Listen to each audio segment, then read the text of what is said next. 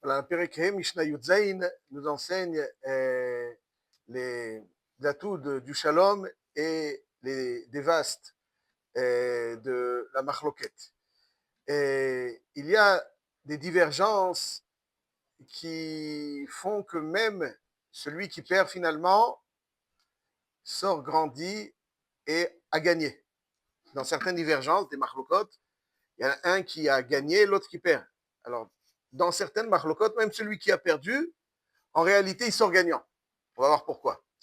Et d'autres machlokot, des divergences, même celui qui gagne, il sort perdant. Il y a des machlokot qui génèrent du shalom. Et il y a du shalom qui génère d'un machloket. Étonnant. Je récapitule. Il y a des machlokot où même celui qui gagne, il a perdu. Et il y a des machlokot où même celui qui perd, il a gagné. Il y a des machlokot qui génèrent du shalom. Et il y a du shalom qui génère de la machloket. C'est très clair et très net. Nous dit la Mishnah, Kol machloket shehi leshem shamayim, sofa leitkayem. Veshe'ena leshem shamayim, en sofa leitkayem. Ça veut dire qu'il y a des machlokot, si leshem shamayim, la Mishnah prend pour référence machloket Hillel veshamay. Machloket Hillel veshamay, c'est machloket leshem shamayim. Et la machloket she'ena leshem shamayim, c'est machloket Korach ve'adato. Machloket leshem shamayim, c'est une machloket où on cherche une seule chose, le émet. Chacun défend sa position par souci du émet. C'est ça qui lui importe. Et c'est là-dessus que c'est ce qui génère le débat, ce qui génère donc cette divergence, c'est je soutiens que c'est ça le émet. L'autre il soutient que c'est ça le émet. Ce qui nous intéresse, c'est le émet. Sofa litkayem. C'est quoi sofa litkayem? Machloket shi leshem shamayim, sofa litkayem. Ça veut dire que les deux positions resteront toujours d'actualité, contribueront même au émet. Même si on va trancher comme un, on va trancher, disons, comme Beth Hillel, dans notre cas. Mais Beth Shammai, Elou ve'elou divrei Elokim Chaim, sofa litkayem, les deux avis vont rester d'actualité, et même l'avis qui ne sera pas suivi concrètement, c'est de la Torah. Et je dirais même plus que cet avis va contribuer au émet. Ça veut dire que c'est à travers ce débat que le émet va sortir. Donc ça veut dire que c'est une machloket qui va générer du shalom. C'est une machloket où même le perdant, celui qui ne sera pas retenu au final, sortira gagnant. Parce qu'il aura contribué au émet. Et ces deux avis s'inscriront dans la durée. Sofa litkayem. Ils resteront. Parce qu'il n'y a que le émet qui reste. Le sheker finit par se dissoudre et disparaître. Le émet, c'est ce qui reste. Émet, sfat émet, la hatikon. C'est quelque chose qui reste. Le sheker, il est temporaire. Le émet, c'est ce qui reste. Donc quand on a le souci du émet, alors on est en machloket. Mais finalement, les deux positions contribuent à faire naître le émet. Donc finalement, les deux sont d'actualité. Les deux, Elou ve'elou divrei Elokim Chaim, on va trancher quand même. Les deux sont amitiotes et même, des fois, une position, même si elle n'a pas retenu, elle va prêter à réflexion, elle va révéler du émet. Donc finalement, c'est une machloket qui est les Shem Shamaim. Comme les Shem Shamaim, donc les deux parties sont émet. Donc les deux sortent gagnants. Les deux ont raison. Les deux ont contribué à la réalisation du émet. Et encore plus, c'est une machloket qui génère du shalom. C'est une machloket qui génère du shalom. Je donne juste comment une machloket peut générer du shalom. Parce que quand elle est les Shem Shamaim, alors elle génère du shalom. La Gemara dans Masechet Kiddushin, Daf Lamed Amud Bet, nous dit au sujet du pasouk, est mort la chokhma achotiat. Donc il faut dire à la sagesse, achotiat, c'est ma sœur, ça veut dire quelque chose auquel c'est quelque chose auquel je suis attaché. Chokhma, c'est quelque chose auquel je suis attaché. Et de telle façon à ce que quand quelqu'un pose une question, il faut tout de suite répondre. Comme à Chotiat. Ouais. Mouta ou assour. Ça doit être aussi immédiat. Kashem al itzbeotecha kotvem al luach libecha. Ça veut dire qu'il faut que ce soit tout de suite accessible pour que ce soit le plus immédiat possible. Kechitzim biyad gibor ken bene aneurim. Quand on enseigne la Torah à des jeunes, bene aneurim, alors il faut les aiguiser. Parce que c'est à cet âge-là qu'on les aiguise. Le Maharsha, il dit que c'est à cet âge-là que le limoud, il est aiguisé. Kechitzim biyad gibor.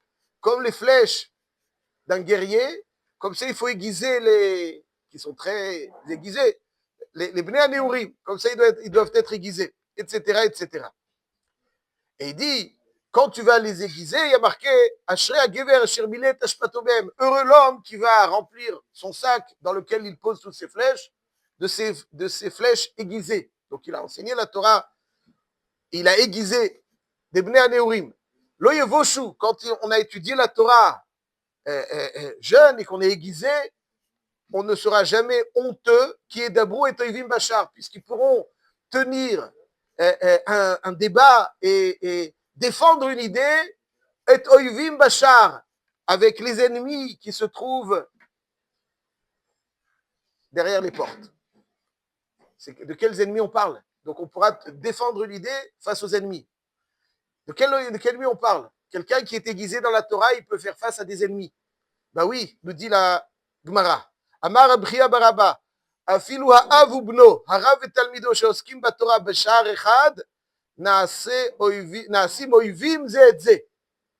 C'est-à-dire que quand on défend des idées, des fois c'est âpre, c'est dur, c'est certes dans le respect, mais ça crie. Et donc on est ennemis, ça nous importe. On n'est pas là à disserter sur des choses qui ne nous importent pas. Donc forcément, c'est très intense, très émotionnel. אבל אינם זזים משם עד שנעשים אוהבים זה את זה. שנאמר, אתבהב בסופה. אל תקרא בסופה אלא בסופה. C'est-à-dire que finalement, il s'adore. Exactement. Ça veut dire que, exactement. Quand Edvahev Besoufa, ça veut dire que finalement, il s'aime. Ça veut dire que c'était une machloquette. Machloquette, moutar, assour, une preuve comme ci, une preuve comme ça, pshat dans Tosfot, pas pshat dans Tosfot. À la fin, donc ils sont très très opposés, mais à la fin ils s'aiment. C'est-à-dire que c'est une machloquette qui a généré du shalom. Parce que quelque part, c'est une machloquette qui génère du shalom. Pourquoi? Parce que chacun exprime son idée et chacun aiguise l'autre. Chacun, donc le débat est alimenté par les deux. Et finalement, il y en a un qui a plutôt raison, mais l'autre aussi, il a sa part dans le Hémet. Et même sa chita, elle va être retenue. On ne va pas trancher, mais elle va être retenue. Donc c'est une machloquette qui génère du shalom, et une machloquette dans laquelle même celui qui finalement perd a gagné. Parce que son avis est retenu. Ça, c'est Hillel et Shammai. Hillel et Shammai, c'est formidable, on le voit, et Vahev Besoufa. Est-ce qu'on a allez, tous les livres de Torah sont remplis c'est des recueils de machlokot aujourd'hui. Ouais, jusqu'à un certain niveau, il n'y avait pas de machlokot. Il y a des moments où la machlokot est née, mais aujourd'hui, à partir de la Mishnah, à certaines époques de la Mishnah, dans la Gemara, pas de machlokot, mais c'est machlokot Shem Shamaim. Donc tout est retenu, sauf Alit Kayem. Quand il y a une déa qui dit comme ci, une déa qui dit comme ça y est, on a oublié, non, ça y est, on regarde la non. Chaque déa a sa place, sauf Alit Kayem. Des fois, elle contribue au Hémet, donc elle a sa place, sauf Alit Kayem. Et elle génère du shalom. Donc tout le monde est gagnant et elle génère du shalom. Beth Hillel et Beth Shammai, c'est par excellence les divergences, les deux écoles qui ne sont pas souvent d'accord. Ou souvent pas d'accord, disons plutôt. Et finalement, on les retrouve qui s'apprécient fortement. Pas seulement ils s'apprécient, ils se respectent. Parce que ce n'était pas personnel. C'était un débat pour le Hémet. La Gemara, voilà. Il y a une Gemara dans ma Sechet Eruvin Daf Yud Gimel Amud Bet. La Gemara, elle dit que chacun était sûr de sa position, chacun disait la règle. יצאה בת קול ואמרה, אלו ואלו דברי אלוהים חיים. אלו ואלו דברי אלוהים חיים, chacun à sa place. Non, la Torah, chacun, c'est... Hachem, il a donné la Torah à l'homme, et puis leur position est tout à fait Torah. C'est de la Torah. C'est pas que celui qui a tort, c'est pas de la Torah. Khalila, c'est de la Torah. Elou ve'elou divrei Elohim hayim. Concrètement, on peut pas faire les deux. Donc on est machia. והלכה כבית הלל. וכי באחר שאלו ואלו דברי אלוהים חיים מפני מה זכו בית הלל לקבוע הלכה כמותן? C'est intéressant. Pourquoi la Torah... A priori, ils avaient raison. Pourquoi la halakha comme... Parce qu'ils avaient raison. Mais pourquoi ils avaient raison d'après Matkot? Parce qu'ils étaient plus intelligents. Alors je vais vous dire ce que nous dit la Gemara. Mipnei shenochin va'aluvin hayu. Parce qu'ils étaient très anavim. Nochin va'aluvim hayu. Nochin va'aluvim hayu. Veshonin divrehem ve'divrei Bet Shammai. Donc quand ils enseignaient la halakha, ils disaient pas je pense comme ça. Ils disaient Bet Shammai, il pense comme ça. Et moi je pense comme ça. Ve'lohod la shemakdimin divrei Bet Shammai le divrehem. D'abord Bet Shammai et ensuite ceux ils pensent. C'était pas personnel. C'était le Hémet. Si toi tu cherches à avoir raison, alors tu essayes donc de donner un a priori, tu dis d'abord ce que tu penses. Comme ça tu frappes les esprits et après lui il pense autrement. La connotation déjà elle est... Mais si tu cherches le Hémet, cherche pas à avoir raison, cherche le Hémet. Alors d'abord ce qu'il dit et après ce que je dis, parce que cherche le Hémet si on peut... Et lui je pensais que c'est ça le Hémet. Il nous dit, où est-ce qu'on voit que Makdimin divrei, les divrei Bet Shammai les divrei? Marqué Mishaya Rosho Verubo Basuka, n'est-ce pas? Quelqu'un qui était dans la souka, mais la table sur laquelle il mange, elle est dans la maison. Donc il y a un chachage, donc la nourriture est posée sur la table dans la maison, lui il est dans la souka, donc il mange dans la souka. Mais il y a un chachage qu'il va être nimshar, il va pencher, il risque d'être à l'extérieur de la souka. Bon, Machloket Bet Shammai Bet Hillel. Bet Shammai poslin, ou Bet Hillel marchirin. Parce que Bet Shammai ils craignent qu'il va être nimshar, il va... אמרו בית הלל לבית שמאי, לא כך היה מעשה, שהלכו זקני בית שמאי וזקני בית הלל לבקר את רבי יוחנן בן החורנית, ומצאו יושב ראשו ורובו בסוכה, בשולחן הבית.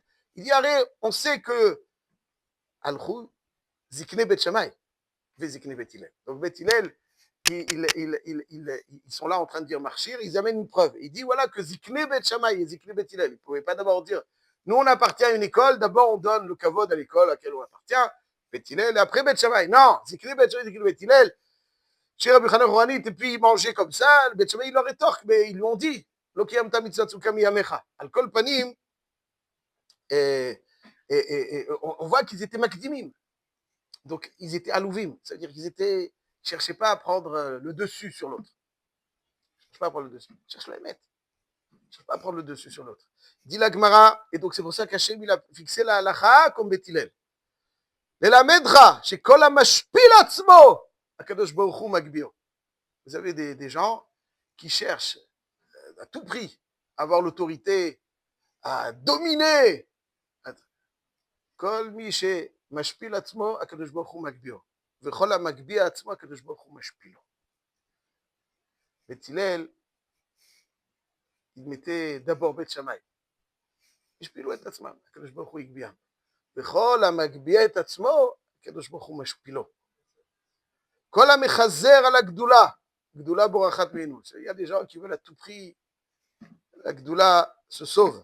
וכל הבורח מן הגדולה, גדולה מחזרת אחריו. etc., etc. Donc ça, c'est une Gemara dans ma Sechet Eruvin Yud Gimel Amud Bet. Il y a une autre Gemara, une Mishnah même, dans ma Sechet Yivamot Yud Gimel Amud Bet. Ouais, j'ai toujours se souvenir. Yud Gimel Amud Bet dans Eruvin, Yud Gimel c'est Echad. Non, c'est le Ichud entre Bet Shammai et Bet Hillel. Il y a une grande machloket Bet Shammai et Bet Hillel dans des choses qui concernent les Harayot. On connaît la halacha, donc la première Mishnah de Yivamot. C'est quoi la première Mishnah de Yivamot? 15 נשים פותרות צרותיהם וצרות צרותיהם מן החליצה ומן הייבום, etc. C'est quoi, en quoi consiste ce principe? Quelqu'un donc, quelqu'un est décédé, son épouse est une herva pour son frère. Par exemple, il a épousé sa nièce. Il a le droit d'épouser sa nièce. Donc il décède, et dorénavant, donc, c'est la fille qui tombe en hiboum devant son père. On peut faire hiboum, jamais de la vie. C'est une herva de bito.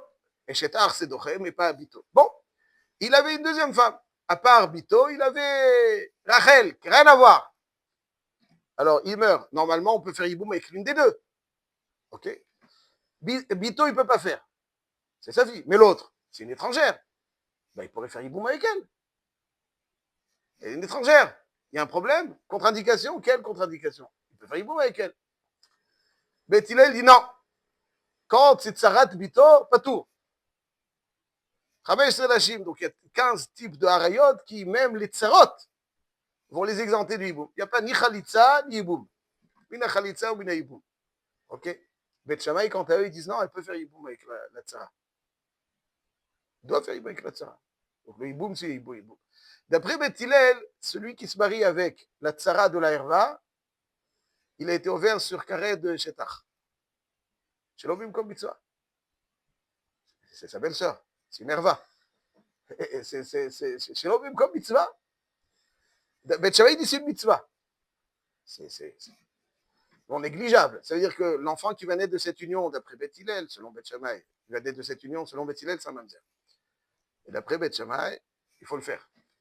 C'est non négligeable. Alors vous imaginez le feu qui peut naître de ce genre de machlokot. Et puis, mais c'était, nous dit Afalpi chez Osrim, Velu Matirim, Elu Poslim, Velu Marchirim, Lo Nimneu Beth Shammai, Milissa Nashim mi Beth Hillel, Velo Beth Hillel mi Beth Shammai.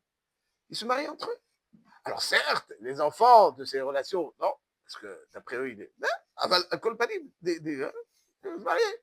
Il n'y avait pas de, c'était pas personnel du tout. Beth Shammai et Beth Hillel, ils se respectaient, ils s'aimaient même. Ils se mariaient.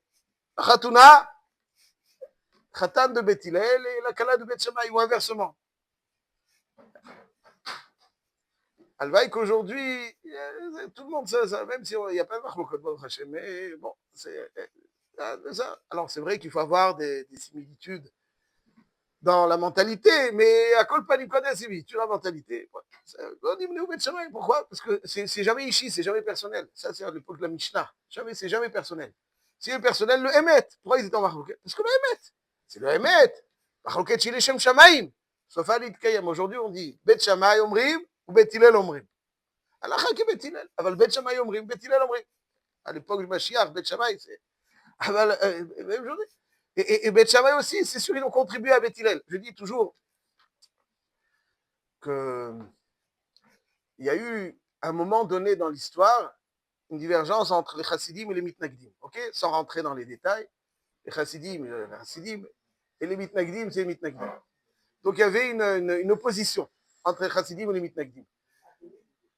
Et je suis convaincu que les chassidim ont apporté aux Lituaniens, qu'on appellera donc les mitnagdim, les litaïm, ce qu'ils sont aujourd'hui, et les litaïm ont contribué à ce que les chassidim soient aujourd'hui ce qu'ils soient. Les chassidim, à un certain moment, il y avait certaines choses qu'ils devaient réparer. Pas rentrer dans les détails. Et ils ont été critiqués là-dessus par les mitnagdim. Et ils les ont réparés. De même, les litaïm, les mitnagdim avaient des choses qu'ils devaient réparer. Et c'est grâce aux chassidim qu'ils les ont réparés. Donc, il y a eu une opposition. Aujourd'hui,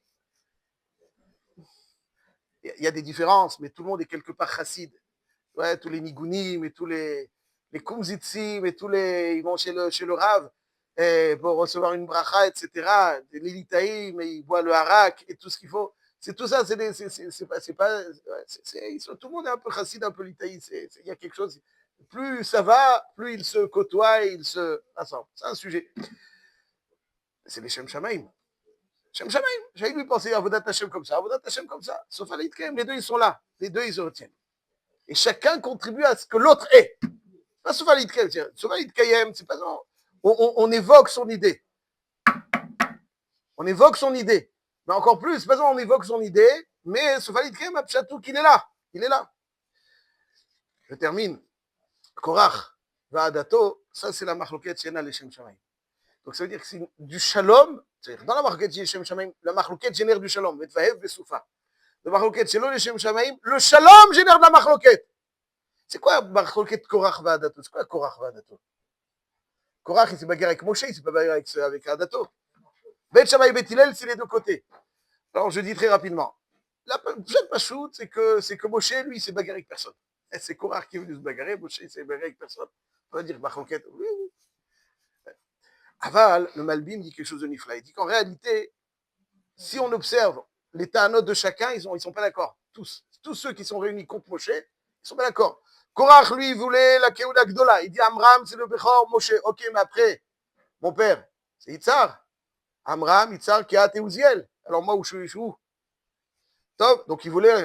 Après, donc il y a Datan et Aviram. Qu'est-ce qu'ils veulent eux? Ils veulent laisser la Keuna à Korach, mais il n'en est pas question. Lui, il dit on est de Rouven. C'est où la Rouven? C'est le Bechor. On est où nous, dans l'histoire? On veut la Malchut, on veut la Keuna, on veut la Yerusha. Donc il n'est pas d'accord avec Korach, mais c'est pas grave. Pour l'instant, c'est comme dans la politique. Vous savez, des fois, il y a des. C'est pas les chefs Shabbaïm. Généralement, ils se bagarrent entre eux. Ouais, il y a des assemblées, puis après, ils ont rien à voir entre eux. Et ensuite, donc aussi, tous les autres, donc, ils étaient pas d'accord. Donc, il y a une marloquette entre eux. Donc, c'est du shalom. C'est du shalom qui génère de la marloquette. Parce qu'en fait, ils se regroupent, mais après, ils se bagarrent. Ils utilisent ce shalom pour se bagarrer. Et moi, j'ai obtenu. Ça, c'est Korach Va'adato. Marloquette, Shela Shem Shamaim, même celui qui gagne, il perd. Il perd. Quand il y a une bagarre, tu crois que tu vas gagner. Même si tu gagnes, tu perds. Marloquette Shem Shamaim, même si tu perds, tu sors gagnant. Ça, c'est Marloquette Bet Shammai Bet Hillel.